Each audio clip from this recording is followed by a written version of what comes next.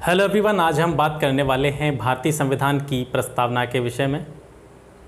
प्रस्तावना को उद्देशिका भी कहते हैं, प्रस्तावना को उद्देशिका के नाम से भी पुकारा जाता है। भारतीय संविधान की प्रस्तावना को उद्देशिका क्यों कहा जाता है? आपको पता होगा कि संविधान सभा में 13 दिसंबर 1946 को पंडित जवाहरलाल नेहरू ने एक उद्देश्य प्रस्ताव पेश किया था और उसी उद्देश्य प्रस्ताव को प्रस्तावना में परिवर्तित कर दिया गया। या ऐसा कह सकते हैं कि भारतीय संविधान की प्रस्तावना उसी उद्देश्य प्रस्ताव का एक भाग है या उसी उद्देश्य प्रस्ताव से ली गई है जो 13 दिसंबर 1946 को पंडित जवाहरलाल नेहरू ने संविधान सभा में प्रस्तुत किया था। अब बात करते हैं, भारतीय संविधान में एक प्रस्तावना होगी, ऐसा प्रावधान किस देश के संविधान से लिया गया? भारतीय संविधान की प्रस्तावना का जो प्रावधान है वो अमेरिका के संविधान से लिया गया है। वहीं अगर भारतीय संविधान की प्रस्तावना की भाषा के विषय में बात करें कि प्रस्तावना की भाषा पर किस देश के संविधान का प्रभाव है, तो हम कहेंगे कि भारतीय संविधान की प्रस्तावना पर ऑस्ट्रेलिया के संविधान की भाषा का प्रभाव देखने को मिलता है। ठीक है, अब बात करते हैं कि भारतीय संविधान की प्रस्तावना के जो मुख्य तत्व क्या हैं, मुख्य एलिमेंट हैं, वो क्या हैं। ठीक है, भारतीय संविधान की प्रस्तावना के मुख्य तत्व। भारतीय संविधान की प्रस्तावना के तत्वों को 3 भागों में बांटा जा सकता है। यानी ये क्या दर्शाते हैं कि संविधान का स्रोत क्या है, संविधान का स्वरूप क्या है और संविधान का उद्देश्य क्या है। संविधान के स्रोत की अगर बात करें तो कभी कभी सीधे सीधे प्रश्न पूछ लिया जाता है कि भारतीय संविधान का स्रोत क्या है, या ऐसे पूछा जाता है कि भारतीय संविधान का स्रोत किसमें निहित है। तो आपका आंसर होगा कि भारतीय संविधान का स्रोत भारत की जनता में निहित है। क्यों निहित है? क्योंकि संविधान की प्रस्तावना को अगर आप पढ़ेंगे तो आप देखेंगे कि संविधान की प्रस्तावना प्रारंभ कहाँ से होती है? हम भारत के लोग, अर्थात हम भारत के लोग का अर्थ क्या है? हम भारत के लोग अर्थात जनता।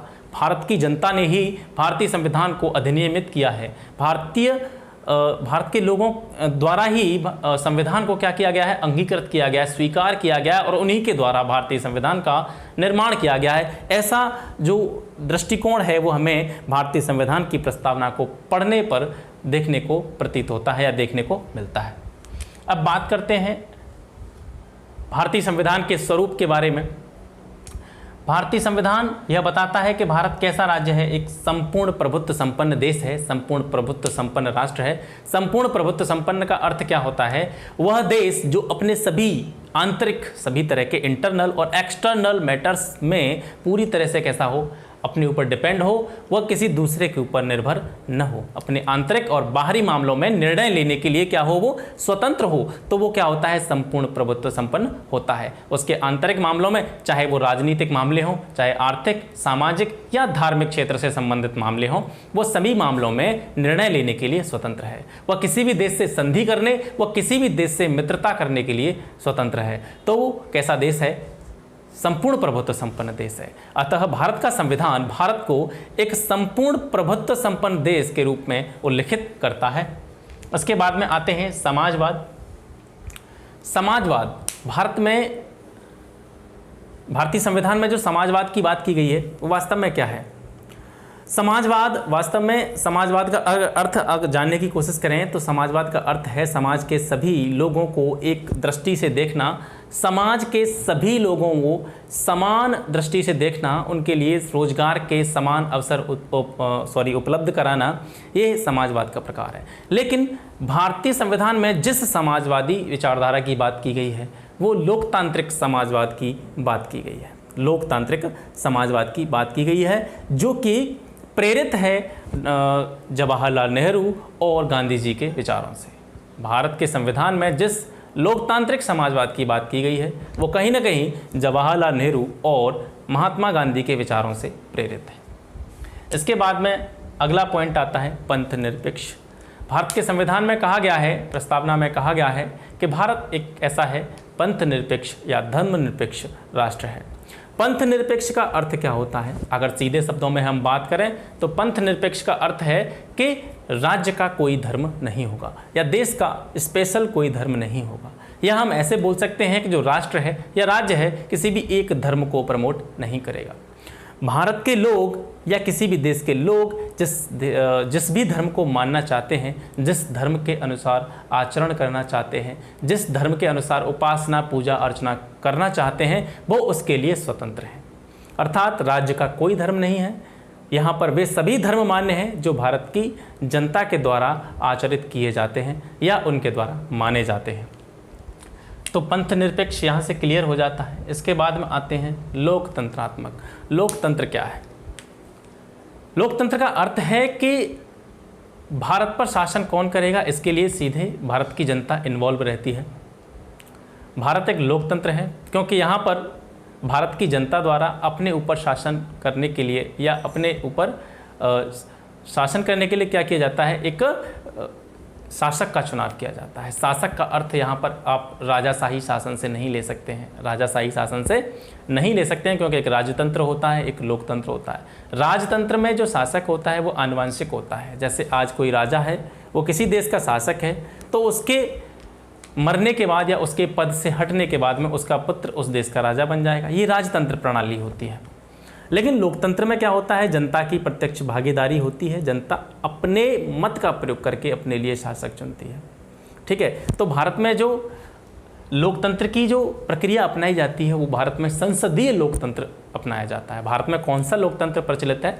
संसदीय लोकतंत्र प्रचलित है, जिसमें क्या होता है, जो कार्यपालिका होती है या मंत्रिपरिषद होती है वो सीधे तौर पर विधायिका के प्रति क्या होती है, जवाबदेह होती है, रिस्पॉन्सिबल होती है या उत्तरदायी होती है।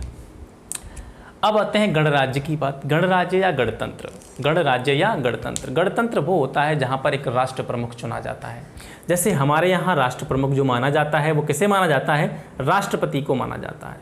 वो एक अलग बात है कि राष्ट्रपति को उसके पद के अनुसार वो अधिकार नहीं दिए गए जो प्रधानमंत्री को दिए गए हैं, लेकिन फिर भी राष्ट्र के जितने भी सारे कार्य हैं वो सारे कार्य राष्ट्रपति के नाम से ही संपादित किए जाते हैं। ठीक है, तो यहाँ पे क्या होता है कि भारत की जनता क्या चुनती है, अपना एक राष्ट्र प्रमुख चुनती है। भले ही वो प्रत्यक्ष रूप से राष्ट्रपति के निर्वाचन में भाग न लेती हो, अप्रत्यक्ष रूप से वो उसके निर्वाचन से जुड़ी हुई होती है। अब बात करते हैं कि संविधान का उद्देश्य क्या है। संविधान का उद्देश्य है भारत के लोगों को क्या उपलब्ध कराना, न्याय उपलब्ध कराना। न्याय से तात्पर्य है राजनीतिक न्याय, धार्मिक न्याय और आर्थिक न्याय। आर्थिक, सामाजिक, धार्मिक और राजनीतिक न्याय। लेकिन यहाँ पर प्रमुख रूप से जो भारतीय संविधान में जो न्याय की बात करी गई है वो 3 प्रकार के न्याय की बात की गई है, सामाजिक, आर्थिक और राजनीतिक न्याय। सामाजिक, आर्थिक और राजनीतिक न्याय का न्याय भारत के लोगों को उपलब्ध कराना, ये भारतीय संविधान का उद्देश्य है। यहाँ से एक प्रश्न बनता है, वैसे मैंने वो आगे इम्पोर्टेंट पॉइंट्स में डाल दिया है कि सामाजिक, आर्थिक और राजनीतिक न्याय की जो परिकल्पना है वो कहाँ से ली गई है। तो सामाजिक, आर्थिक और राजनीतिक न्याय की परिकल्पना भारतीय संविधान में रूस की क्रांति से ली गई है जो कि 1917 में हुई थी। चलिए आगे बढ़ते हैं। स्वतंत्रता। भारतीय संविधान का उद्देश्य क्या है, भारत के लोगों को स्वतंत्रता उपलब्ध कराना। स्वतंत्रता किसकी उपलब्ध कराना, विचार की, अभिव्यक्ति की। विचार, अभिव्यक्ति, किसी भी धर्म को मानने की, उपासना करने की स्वतंत्रता उपलब्ध कराना। ठीक है, इसके बाद में आती है समता। समता यानी समानता। आप देखेंगे जैसे जैसे हम आगे बढ़ते जाएंगे तो आप देखेंगे आर्टिकल 14 से लेकर के 18 तक, अनुच्छेद 14 से लेकर 18 तक समानता के अधिकार भारतीय संविधान ने भारतीय लोगों को दिए हैं। तो समता का अधिकार दिया जाता है, यानी भारतीय संविधान के उद्देश्य में समता का अर्थ क्या है कि भारत का संविधान भारतीय लोगों को समानता के अवसर प्रदान करता है। ये भारतीय संविधान में अनुच्छेद 14 से लेकर के 18 तक दिए गए हैं। अब बात करते हैं व्यक्ति की गरिमा की। जिस प्रकार से राष्ट्र की एक गरिमा होती है, देश की एक गरिमा होती है, उसी प्रकार से भारतीय संविधान में ये बताया गया है कि भारत के प्रत्येक व्यक्ति का एक आत्मसम्मान है, आत्मगौरव है। और जिस प्रकार से किसी राष्ट्र के किसी विशेष व्यक्ति की जितनी गरिमा होती है उतनी ही गरिमा इस देश के प्रत्येक व्यक्ति की है। और इसके बारे में भारतीय संविधान के अनुच्छेद 21 में, भारतीय संविधान के अनुच्छेद 21 में विस्तार पूर्वक बताया गया है, जिसके बारे में हम आगे चलकर चर्चा करेंगे। अब आती है राष्ट्र की एकता एवं अखंडता। राष्ट्र की एकता एवं अखंडता। भारत विविधताओं वाला देश है, यहाँ विविध धर्मों के लोग पाए जाते हैं, विभिन्न भाषाएं बोली जाती हैं, विभिन्न प्रकार के मौसम पाए जाते हैं। इस प्रकार से ये क्या है, अनेकताओं में एकता को परिलक्षित करता है, अनेकताओं में एकता को प्रदर्शित करता है। लेकिन इस राष्ट्र की एकता एवं अखंडता को बनाए रखने के लिए भारतीय संविधान में नागरिकों के लिए मूल कर्तव्य दिए गए हैं, जिनका कार्य है राष्ट्र की एकता एवं अखंडता को बनाए रखना। ठीक है, इसके बाद में आती है बंधुता। ठीक है, भारत का संविधान भारत के लोगों को निर्देशित करता है कि सभी लोग आपस में मिलजुल कर भाईचारे की भावना से रहें, भाईचारे की भावना आपस में बनाए रखें एवं बंधुत्व की भावना का क्या करें, विकास करें। यहीं से एक प्रश्न बनता है कि स्वतंत्रता, समानता एवं भाईचारा, भारत के संविधान की जो प्रस्तावना है उसमें स्वतंत्रता, समानता एवं भाईचारे का एक संदेश देखने को मिलता है। तो भारतीय संविधान में स्वतंत्रता, समानता और भाईचारे का जो संदेश है वो कहाँ से लिया गया, यहाँ से भी प्रश्न बन जाता है। तो ये जो लिया गया है ये फ्रांस की क्रांति का नारा था, स्वतंत्रता, समानता एवं भाईचारा, जो कि 1789 में हुई थी। तो वहाँ से ये स्वतंत्रता, समानता और भाईचारे वाला संदेश भारतीय संविधान में देखने को मिलता है। अब बात करते हैं कि प्रस्तावना का भारतीय संविधान में महत्व क्या है, what is the importance of preamble, उपयोगिता क्या है इसकी। तो संविधान के विस्तृत विवरण का संक्षेप है, हम कह सकते हैं कि पूरे संविधान का निचोड़ प्रस्तावना में देखने को मिलता है। ये भारत के जो विस्तृत संविधान दिया गया है भारत का, उसका क्या है कि संक्षिप्त विवरण है प्रस्तावना में देखने को मिलता है। भारतीय संविधान को क्या कहा जाता है, संविधान की आत्मा कहा जाता है। ये भारतीय संविधान की क्या है, आत्मा। इसके बाद में राजनीतिक, धार्मिक एवं नैतिक मूल्यों का उल्लेख, इसमें भारतीय नागरिकों के किन मूल्यों का उल्लेख किया गया है, राजनीतिक मूल्यों का, नैतिक मूल्यों का एवं धार्मिक मूल्यों का उल्लेख भारत के संविधान की प्रस्तावना में देखने को मिलता है। इसके अलावा जब भी न्यायालय को किसी भी अनुच्छेद को समझने में मुश्किल होती है, किसी भी अनुच्छेद का वो स्पष्टीकरण में उनको दिक्कत आती है, तो उसकी स्पष्ट व्याख्या करने के लिए या उसको और अच्छी तरीके से समझने के लिए जो न्यायालय है वो किसकी सहायता लेता है, प्रस्तावना की भाषा का सहायता लेता है। यानी किसी भी आर्टिकल को या किसी भी अनुच्छेद को ठीक अर्थ जानने व उसके स्पष्टीकरण के लिए क्या किया जा सकता है कि प्रस्तावना की भाषा का सहारा लिया जा सकता है। ये हो गई प्रस्तावना की क्या हो गई, महत्व या उपयोगिता। इसके बाद में यहाँ से भी प्रश्न बनते हैं कि प्रीएम्बल के बारे में कुछ कोटेशंस दी गई हैं, प्रीएम्बल के बारे में कुछ कथन दिए गए हैं कि प्रस्तावना को किस व्यक्ति ने किस चीज़ की संज्ञा दी। यहाँ से भी हमें सीधे सीधे प्रश्न देखने को मिलते हैं। तो पहला कथन है, संविधान की प्रस्तावना हमारे दीर्घकालिक सपनों का विचार है। यह विचार प्रस्तावना के बारे में किसने कहा था, प्रस्तावना के बारे में किसने कहा था कि संविधान की प्रस्तावना हमारे दीर्घकालिक सपनों का विचार है। ये कहा था A.K. अय्यर ने, अल्लादी कृष्ण स्वामी अय्यर ने। ठीक है, इसके बाद में प्रस्तावना को संप्रभु प्रजातांत्रिक गणतंत्र की जन्म कुंडली किसने कहा। प्रस्तावना को संप्रभु प्रजातांत्रिक गणतंत्र की जन्म कुंडली कहा था K.M. मुंशी ने। आपको ये कोटेशंस याद करने की जरूरत है, कई परीक्षाओं में ये सीधे सीधे पूछ ली जाती हैं। प्रस्तावना को संविधान का परिचय पत्र किसने कहा था, संविधान को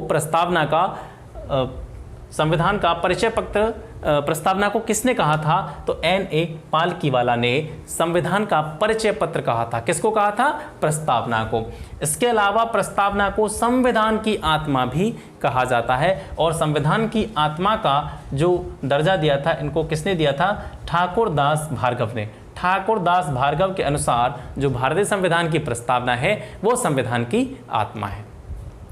इसके बाद आते हैं कुछ महत्वपूर्ण बिंदु जो कि प्रस्तावना से संबंधित हैं। 42वां संशोधन 1976 द्वारा समाजवादी, पंथ निरपेक्ष एवं अखंडता शब्द जोड़े गए। ठीक है, भारतीय संविधान की प्रस्तावना में केवल एक बार संशोधन हुआ है। यह भी प्रश्न पूछा जाता है कि भारतीय संविधान की प्रस्तावना को कितनी बार संशोधित किया जा चुका है।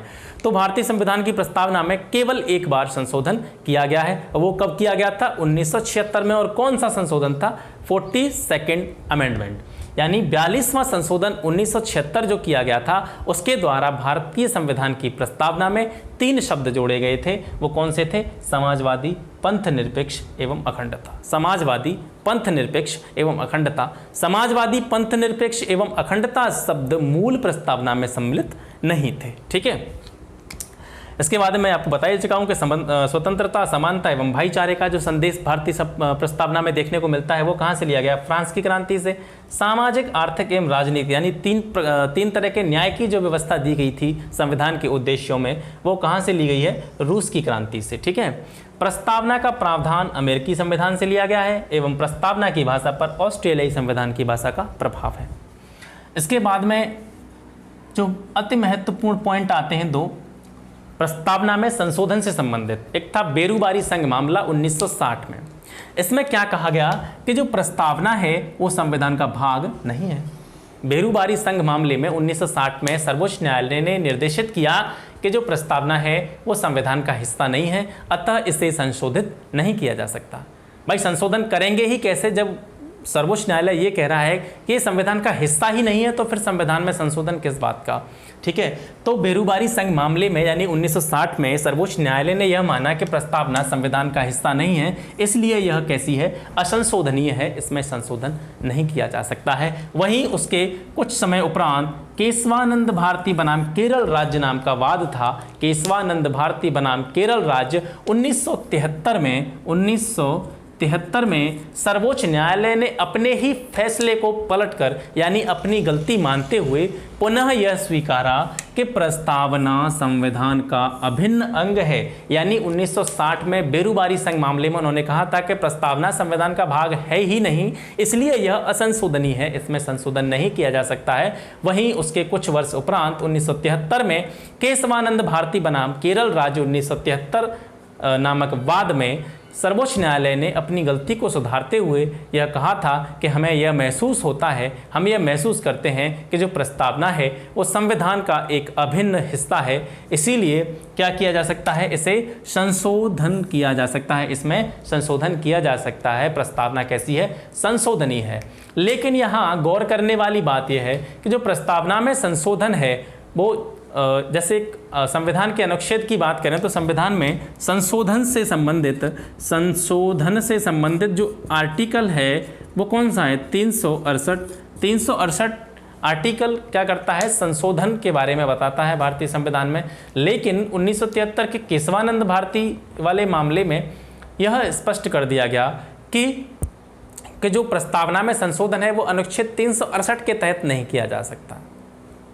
आप दोनों तरीके से इसको देख सकते हैं। एक तो ये कि अनुच्छेद 368 के तहत प्रस्तावना में संशोधन नहीं किया जा सकता। क्यों? इसको दूसरे शब्दों में हम ऐसे समझ सकते हैं कि प्रस्तावना में संशोधन तो किया जा सकता है प्रस्तावना में, क्योंकि केशवानंद भारती वाले मामले में संशोधनीय माना गया, लेकिन उसके मूल ढांचे को छोड़कर। यानी ऐसा संशोधन प्रस्तावना में नहीं किया जा सकता कि जो उसके प्रस्तावना के जो मूल ढांचा है यानी जो मूल प्रस्तावना थी उसको परिवर्तित कर दे या उसको तोड़ मरोड़ दे। ठीक है, इससे क्या होगा कि संविधान की जो अखंडता है वो क्या हो जाएगी, खंडित हो जाएगी। इस वजह से यह कहा गया कि संविधान की प्रस्तावना में संशोधन किया जा सकता है, बशर्ते वह संविधान के मूल ढांचे को परिवर्तित न करता हो। ठीक है, आशा करता हूँ आज की क्लास आपको अच्छी लगी होगी। इसके बाद में अगर इन दो जो मैटर हैं, बेरूबारी संघ मामला, केशवानंद भारती, ऐसे कई सारे वाद हैं, अगर इनके बारे में जानना हो तो इसके बारे में आप कमेंट करके नीचे बोल सकते हैं। मैं इसकी एक अलग से वीडियो बना के आपके सामने ले आऊँगा कि केशवानंद भारती मामला पूरा क्या था, बेरूबारी संघ मामला क्या था, इसके बारे में एक अलग से वीडियो बनाई जाएगी। और पिछले चैप्टर्स की तरह ही आज ये प्रस्तावना थी, छोटा सा चैप्टर था, इसको मैंने बहुत कम शब्दों में समझाने का प्रयत्न किया। और पूर्व के अध्यायों की तरह ही इस अध्याय से संबंधित एक महत्वपूर्ण प्रश्नों की एक जो अलग से वीडियो बनाएंगे वो कल आपके सामने दे दी जाएगी। तब तक के लिए नमस्कार।